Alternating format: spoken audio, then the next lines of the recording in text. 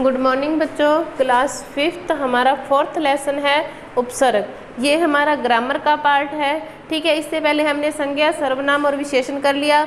आज हम करेंगे उपसर्ग। तो शुरू करते हैं।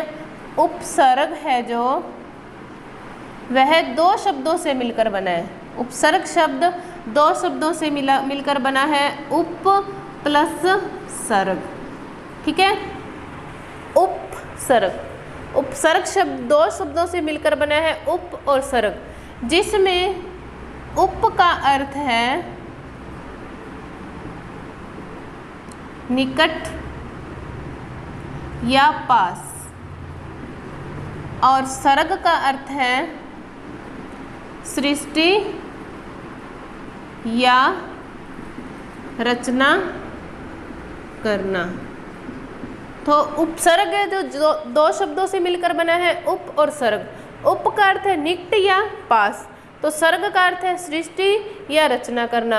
अब इन दोनों को मिलाने से उपसर्ग की क्या परिभाषा बनेगी कि किसी भी शब्द के निकट या पास में नया शब्दांश, शब्दांश यानी शब्द का अंश, शब्दांश रखकर नए शब्द की रचना या सृष्टि करना।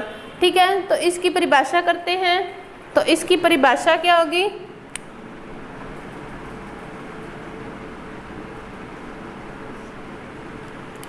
कि उपसर्ग उस शब्दांश को कहते हैं, शब्दांश का अर्थ होता है शब्द का टुकड़ा, पूरा शब्द नहीं, शब्द का एक टुकड़ा, शब्दांश या अव्यय को कहते हैं जो किसी शब्द के आगे लगकर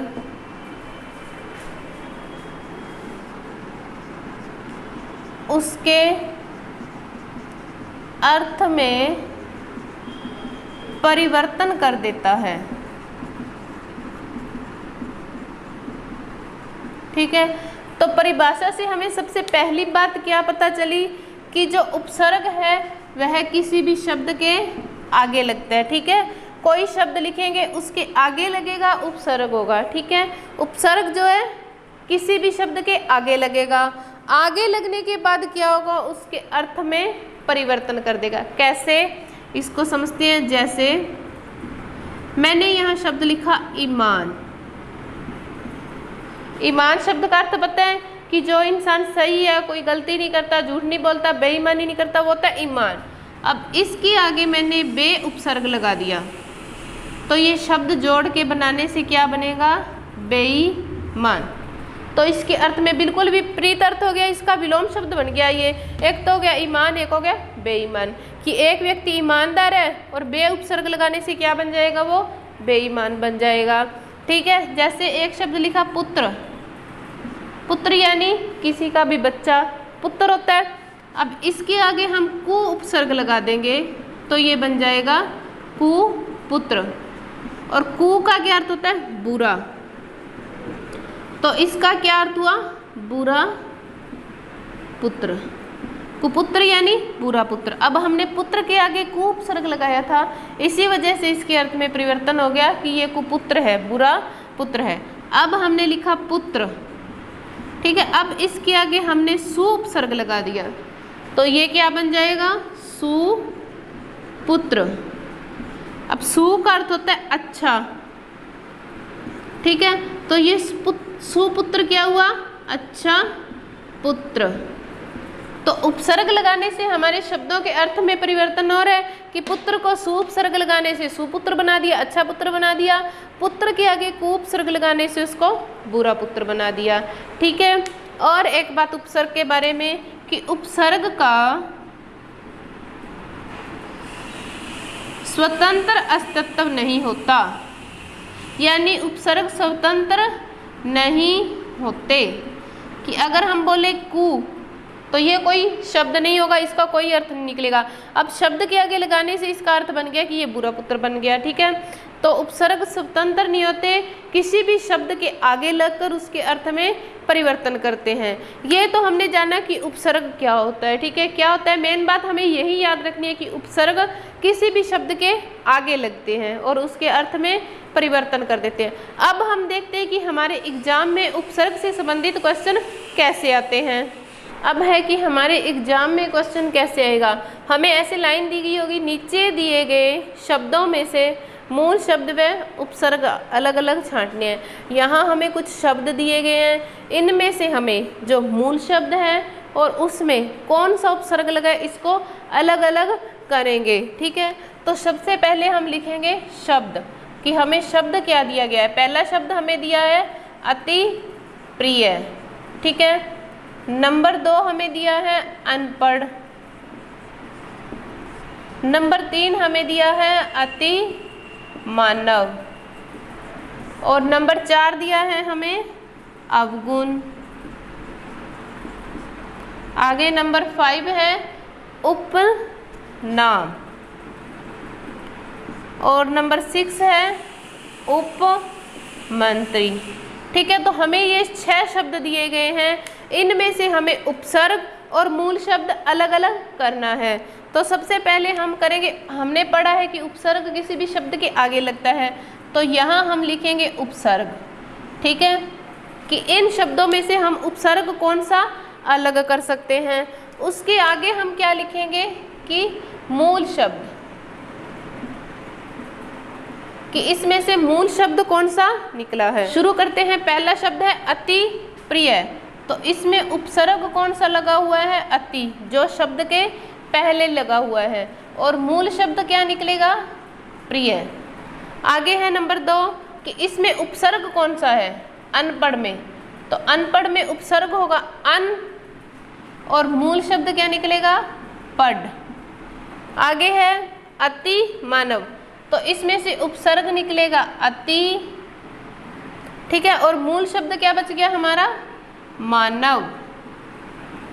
आगे है शब्द है अवगुण, तो इसमें से उपसर्ग निकलेगा अव और मूल शब्द क्या होगा, गुण।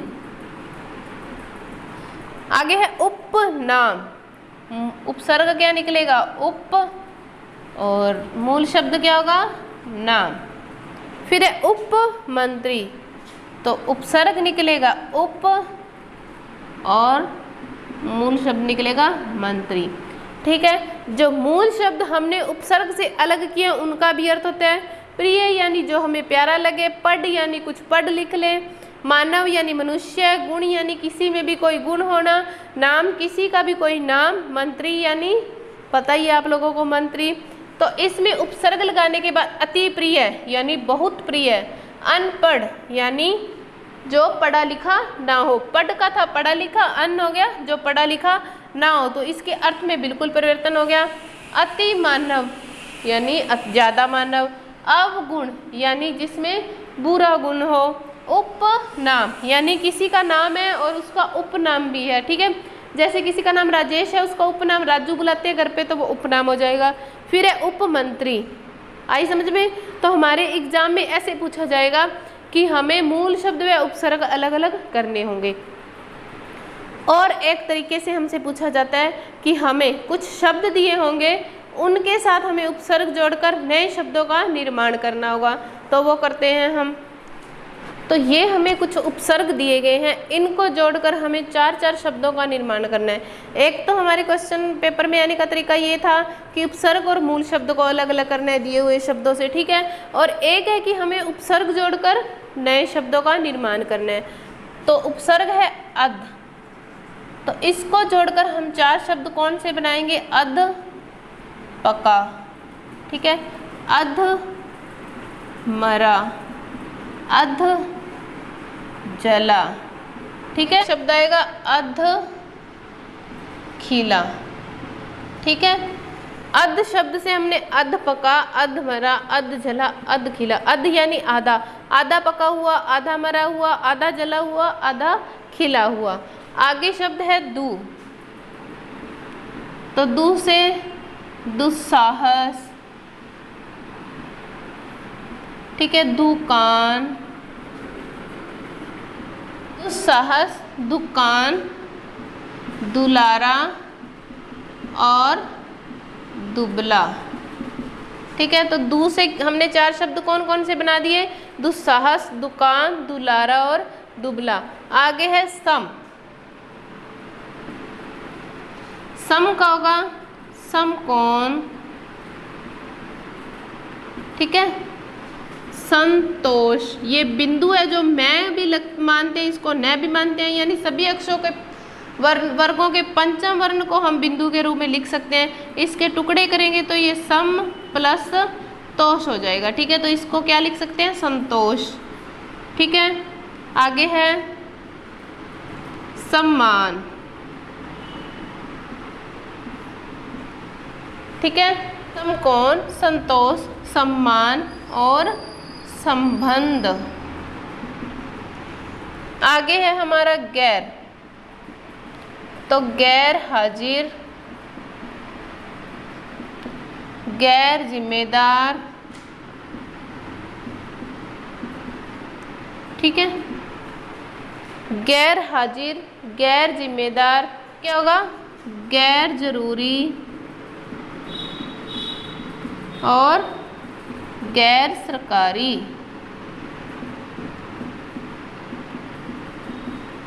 तो ये उपसर्ग टॉपिक कंप्लीट हुआ। इसे आप अपनी नोटबुक में साफ साफ शब्दों में करोगे।